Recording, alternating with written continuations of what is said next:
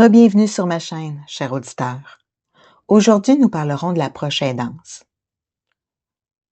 Je me suis rendu compte combien fut long le parcours avant que je m'attribue ce chapeau.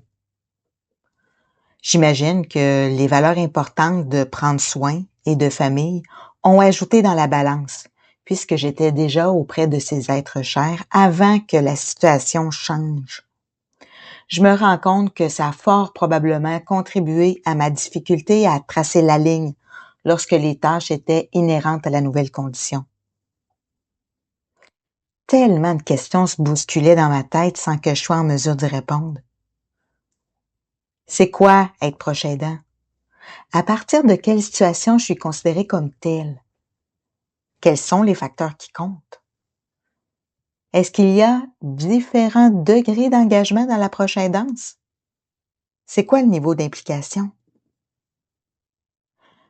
Toutes ces questions sont des plus légitimes et je m'assurerai d'y répondre ici, dans cette émission. Ce sera un survol, bien sûr, parce que le sujet est vaste et le contenu impactant. Alors, à cette question, c'est quoi être proche aidant? Bien, regardons ce qu'est la proche aidance et vérifions si elle correspond à notre situation. De façon générale, on décrit une personne proche aidante comme quelqu'un qui apporte un soutien à une ou plusieurs personnes de son réseau en incapacité soit physique, soit psychologique ou encore sociale. Cette incapacité est temporaire ou permanente. L'aidée est une personne avec qui elle partage un lien affectif, qu'il soit familial ou de cœur, comme un ami ou un collègue, un proche ou un voisin. À la question, est-ce qu'il y a différents degrés d'engagement dans la proche aidance?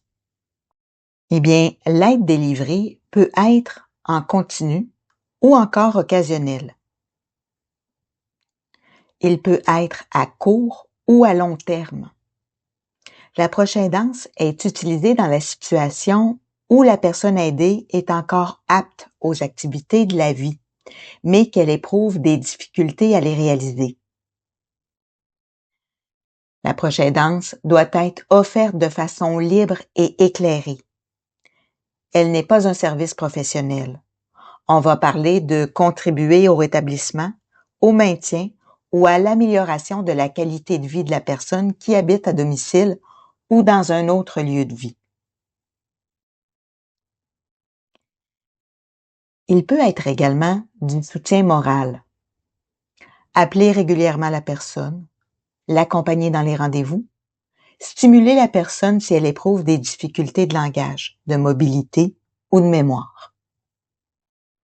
Ça peut être également du soutien dans les activités quotidiennes et domestiques. Faire l'épicerie, l'entretien de la maison, la vaisselle, la lessive, la couture, les poubelles. L'entretien extérieur, tondre le gazon, déneiger, jardiner. L'entretien paysager. Dans les activités quotidiennes, il y a les soins, comme s'habiller, se laver, se coiffer, aller à la toilette, se lever, se nourrir.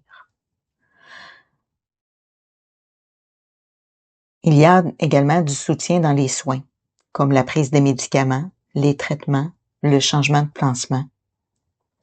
Il y a du soutien logistique, coordonner les soins et les services, communiquer avec les professionnels, préparer les activités sociales, le transport et l'aide à la gestion administrative. Aller avec la personne à la caisse pour qu'elle puisse payer ses comptes, par exemple. J'aimerais faire un rappel de maintenir l'intégrité et la dignité de la personne en réduisant ses difficultés devant les autres, d'agir dans la douceur lors des oublis et d'offrir de la vigilance occasionnelle aux besoins. Lorsque le proche sort de l'hôpital ou dans un moment où il vient de vivre de la confusion ou quelque chose d'inhabituel s'est passé, en situation de fragilité, c'est de rester aux aguets. Quel est le niveau d'implication? C'est un rôle qui peut être progressif et ne nécessiter qu'1 heure ou 2 par semaine. D'autres fois, il peut s'imposer brusquement et nécessiter un soutien continu. Comme tu peux le constater, il y a une étendue des situations qui sont de l'approche aidance. L'approche aidance, c'est un acte bienveillant, partant du don de soi.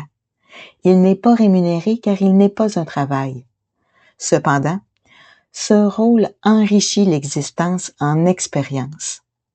La patience, la débrouillardise, le courage et la communication sont des qualités travaillées au sein du rôle. Ce sont des skills qu'on peut facilement utiliser dans les autres domaines de la vie. À partir de quelle situation je suis considérée comme proche aidante ou proche aidant? En fait, je voudrais clore le débat. Si ce que j'ai décrit dans cette capsule correspond à ta situation, tu es un proche aidant. Parce que c'est important de se sentir légitime dans ce rôle et de se permettre de communiquer avec les organismes, de lever la main si on ressent des besoins.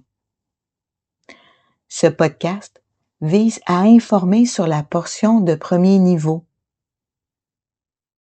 Ça se peut qu'à un moment donné se manifestent des besoins qui demandera un ajustement légal, un besoin médical ou gouvernemental. Mais ça, c'est pas certain, là. Mais si à un moment donné, on se sent limité, la personne autonome et semi-autonome est apte à prendre des décisions pour elle-même. C'est normal et c'est parfait ainsi. Le système est conçu pour protéger tout débordement possible.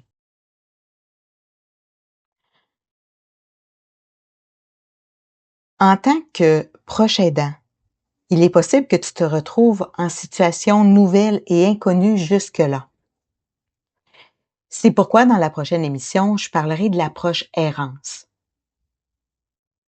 Je te remercie du temps accordé. Je te souhaite de prendre soin de toi et de continuer à faire du bien aux proches. Garde courage. Je te dis à bientôt. Ciao.